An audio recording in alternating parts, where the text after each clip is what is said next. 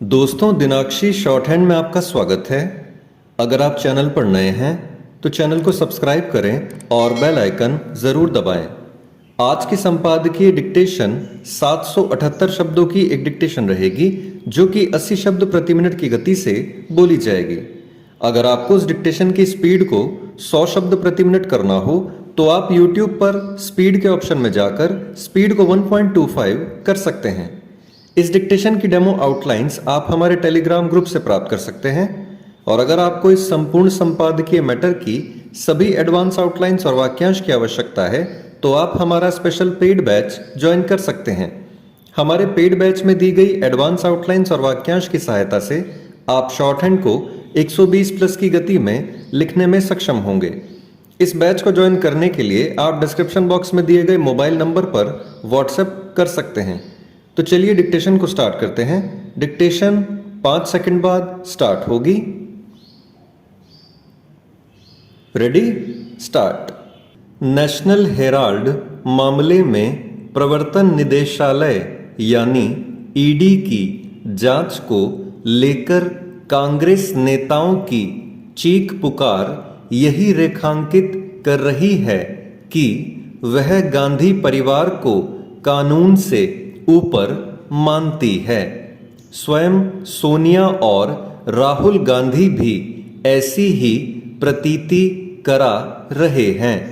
यह एक तरह से खुद को विशिष्ट समझने की सामंती मानसिकता का ही प्रदर्शन है।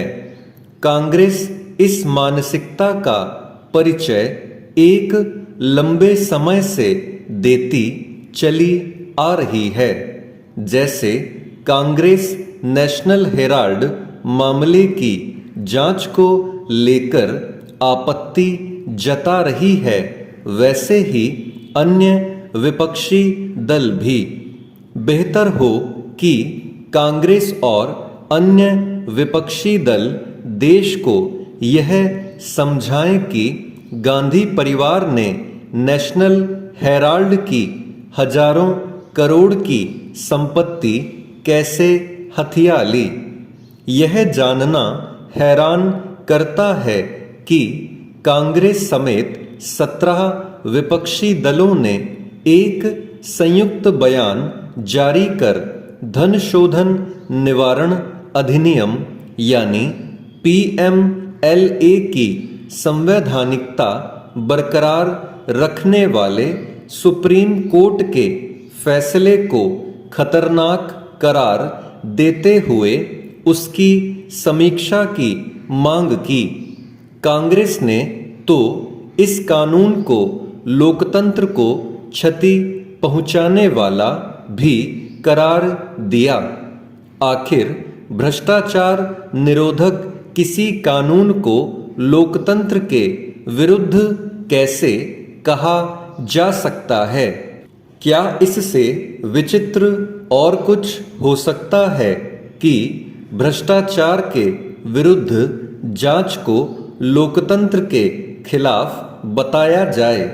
आखिर विपक्षी दलों की ओर से ऐसी कोई बात तब सुनने को क्यों नहीं मिली कि जब ईडी की ओर से भ्रष्टाचार के आरोपों से घिरे विभिन्न कारोबारियों और नौकरशाहों के खिलाफ जांच पड़ताल की जा रही थी? क्या विपक्षी दल यह कहना चाहते हैं कि भ्रष्टाचार के मामले में अन्य सबके खिलाफ तो कार्रवाई हो लेकिन नेताओं को बख्श दिया जाए? यदि नहीं तो फिर यह सिद्ध करने की चेष्टा क्यों की जा रही है कि नेताओं के खिलाफ भ्रष्टाचार की जांच प्रतिशोध की राजनीति अथवा ईडी का मनमाना इस्तेमाल है? इससे हास्यास्पद और कुछ नहीं कि जब नेताओं और नौकरशाहों के भ्रष्टाचार के मामलों की गिनती करना कठिन हो रहा है, तब विपक्षी दल ईडी को मिले अधिकारों का विरोध करने में लगे हुए हैं। ऐसा करके वह एक तरह से भ्रष्ट नेताओं की पैरवी ही कर रहे हैं। जिन नेताओं पर भ्रष्टाचार के गंभीर आरोप हैं और जो ईडी की जांच का सामना कर रहे हैं, उनके संदर्भ में इसकी अनदेखी नहीं की जा सकती कि उनके पास से अकूत संपत्ति मिली है।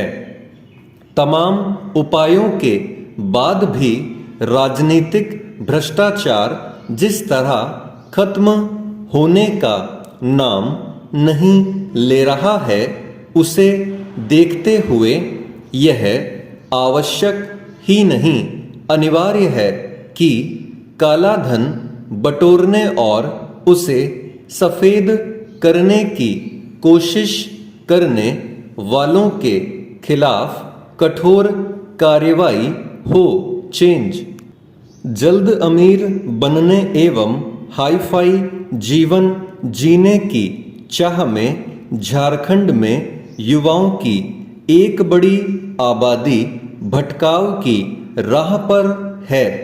अफीम, ब्राउन शुगर, डोडा एवं अन्य तरह के मादक पदार्थों तथा ड्रग्स के कारोबार में वे अपना जीवन बर्बाद करने पर आमादा हैं। इस कारोबार से जुड़े युवाओं की हैसियत और उनके प्रभाव में आकर दूसरे युवा भी इस राह में अपने कदम बढ़ा रहे हैं। इस गलत धंधे से होने वाली कमाई का एक बड़ा हिस्सा इस कारोबार के संरक्षक तथा उग्रवादियों एवं गैंगस्टर तक पहुंच रहा है। यह स्थिति न तो देश और न ही राज्य के लिए ही अच्छी है। चिंता इस बात की कि इस कारोबार से न सिर्फ कम पढ़े लिखे युवा बल्कि संभ्रांत परिवारों के बच्चों की भी संलिप्तता उजागर हुई है। नशा के कारोबार में शामिल ये युवा स्वयं नशे के आदी हो चुके हैं। जो इसकी उपलब्धता निरंतर बरकरार रखने के लिए कुछ भी कर गुजरने से बाज नहीं आ रहे। यह धंधा कमोबेश पूरे राज्य में फैला है। रांची, लोहरदगा, गढ़वा, पलामू, बोकारो, जमशेदपुर, चतरा, हजारीबाग, गिरिडीह समेत कई जिलों में इस धंधे से जुड़े कई युवा पकड़े जा चुके हैं। हाल के दिनों में कई युवतियों की भी सहभागिता इस धंधे में देखने को मिली है। सिर्फ राजधानी रांची की ही बात करें तो पिछले एक वर्ष में लगभग आधा दर्जन युवतियों को ड्रग्स के कारोबार में पकड़ा गया है। उनके पहनावा, पोशाक, रहन सहन एवं स्टाइल देखकर कोई भी सामान्य आदमी एक बारगी शक नहीं कर सकता कि वे लोगों के जीवन एवं परिवार का अमन चैन छीन रही हैं। बिहार से ड्रग्स लाकर एक महिला गढ़वा जिले के विभिन्न क्षेत्रों में पहुंचाती रही है। उसे पकड़कर 2 बार जेल भेजा गया। चतरा जिला की सीमा बिहार से लगती है, जो कि उग्रवादियों का प्रभाव क्षेत्र भी है। इसलिए यहाँ यह धंधा ज्यादा फलित है। केवल इस क्षेत्र से पिछले 1 वर्ष में नशा के कारोबार में लिप्त 41 लोगों को सजा सुनाई जा चुकी है। इस अवधि में 348 किलोग्राम अफीम, 21,313 किलोग्राम डोडा, 436 किलोग्राम पोस्ता दाना, ब्राउन शुगर, गांजा तथा अन्य नशीली वस्तुएं जब्त की गईं।